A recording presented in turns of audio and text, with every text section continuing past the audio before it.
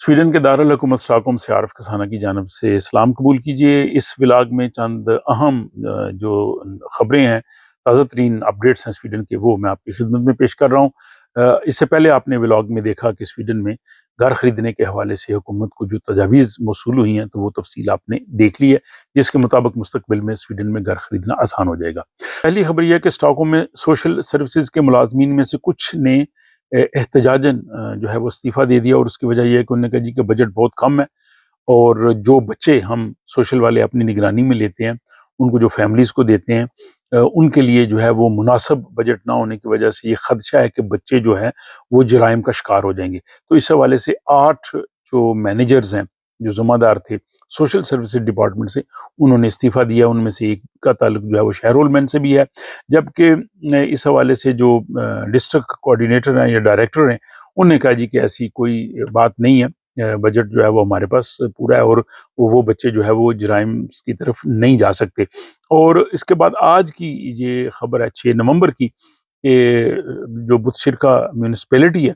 उसमें जो सोशल का डिपार्टमेंट है, दफ्तर है, उन्होंने दफ्तर को बंद कर दिया। उसकी वजह कि उन्होंने कहा जी कि हमें बहुत धमकियां मौसूल हुई हैं, और हमने अपने मुलाजमीन की सलामती की वजह से इसको जो है वो बंद किया है। इस व्लॉग की रिकॉर्डिंग के थोड़ी ही देर बाद मैंने देखा कि 2 इम्पॉर्टेंट न्यूज़ भी आज की हैं, तो उनको भी मैं इस व्लॉग में शामिल कर रहा हूँ। पहली न्यूज़ ये कि स्वीडन की एक अदालत ने मुसलमानों के खिलाफ तौहीन अमेज़ कलिमात कहने के जुर्म में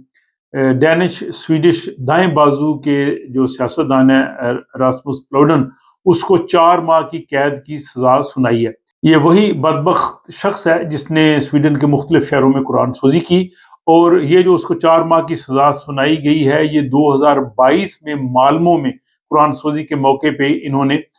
मुसलमान कम्युनिटी के खिलाफ जो है वो तौहीन अमेज कलिमात कहे, और स्वीडन में किसी भी नस्ली ग्रोह के खिलाफ जो है वो इस किस्म की ज़बान इस्तेमाल करना या किसी को उकसाना, नफरत अमेज बात करना जो है वो जुर्म है। तो अब स्वीडन की अदालत ने इस शख्स को 4 माह कैद की सजा सुनाई है, और ये एक मुस्तकबिल के लिए भी मैं समझता हूँ कि अच्छा फैसला है, ताकि कोई और शख्स जो है वो इस किस्म की जुर्म का इर्तिकाब ना करे। दूसरी खबर यह है कि स्वीडन में जो इंडस्ट्रियल ट्रेड यूनियंस हैं, उन्होंने तनख्वाहों में 4.2% इजाफे का जो है वो मुतालबा किया है, और अगले साल के लिए जो तनख्वाहें बढ़नी हैं उसका प्रोसेस शुरू हो चुका है, और अगले साल मार्च तक जो है ये मुकम्मल होना है। लेकिन बाज़ जो स्टेट लेवल जो है इदारे हैं, वहाँ पे इस साल दिसंबर तक जो है वो ये प्रोसेस मुकम्मल होना है, और उनकी तनख्वाहें अक्टूबर से बढ़ रही हैं। लेकिन ये जो मैं बात कर रहा हूँ ये इंडस्ट्रीज़ की, तो ये इंडस्ट्री की जो ट्रेड यूनियंस हैं, जिसमें IAMF, मेथॉल है, स्वीडिश इंजीनियर्स हैं, और दूसरी इस तरह से जो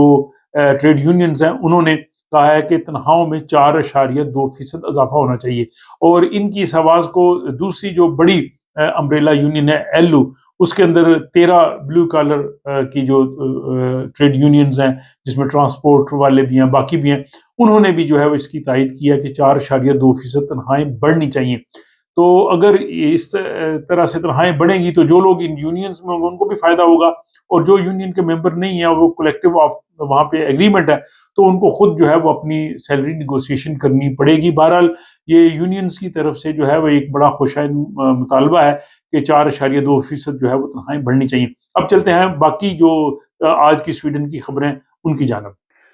अगली खबर यह है कि स्वीडन में अगले 10 सालों में कब्रिस्तानों के लिए जगह जो है वो ख़त्म हो जाएगी, और इस हवाले से जो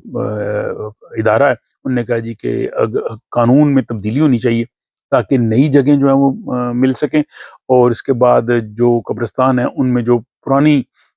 कब्रें हैं, जब वो बहुत एक मुद्दत गुजर जाती है, तो उनको भी दोबारा इस्तेमाल के लिए जब तक इजाज़त नहीं मिलती, तो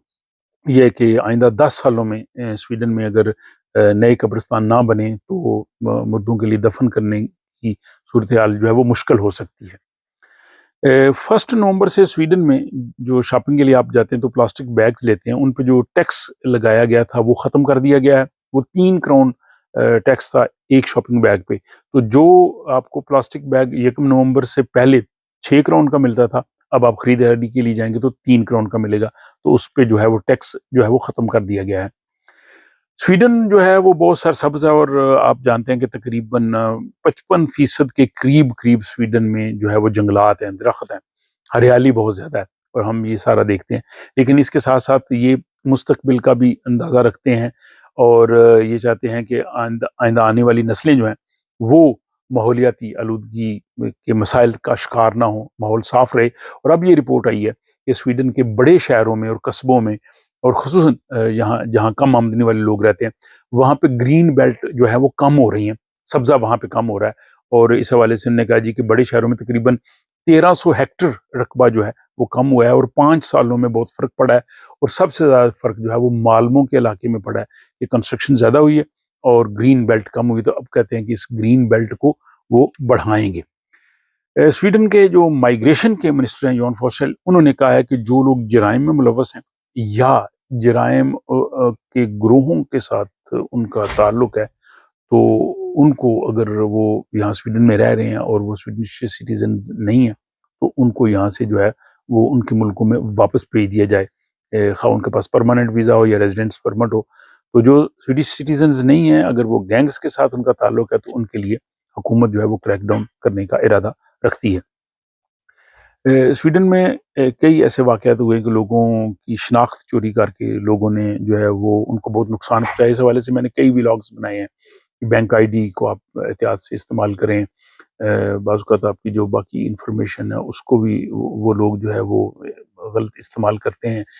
तो अब एक यहाँ पे खबर आई है जो स्वीडिश रेडियो ने दी है कि यहाँ ईयू सिटीज़न कोई रह रही थी, उनकी आईडी जो जराइम पेशा लोगों ने चुरा ली और उससे फिर उन्होंने बहुत सी गाड़ियाँ खरीदी और फिर वो गाड़ियों पे जो जो है वो फाइन्स भी लगते रहे और वो मिलियंस क्राउन का जो है वो डेबिट उन पे डाल के, तो वो जनाब अब वो परेशान है कि इस मसले को कैसे हल करें। और एक खबर ये है कि ओक्सलेसुंड के इलाके में एक होटल में एक उन्होंने बहुत खूबसूरत तोता रखा हुआ था, जैसे ये तस्वीर में नज़र आ रहा है। तो वो जनाब तोता एक होटल वालों ने रखा था, लोग उसको बड़ी तवज्जो से देखते थे, लेकिन उनके पास इसको रखने का सर्टिफिकेट नहीं था। तो अब उनको जो है वो 20,000 करोड़ जुर्माना किया गया है। तो यहाँ पे जो कवानीन बने हुए हैं, उन कवानीन को अगर फॉलो ना करें, तो फिर ज़ाहिर है इस तरह के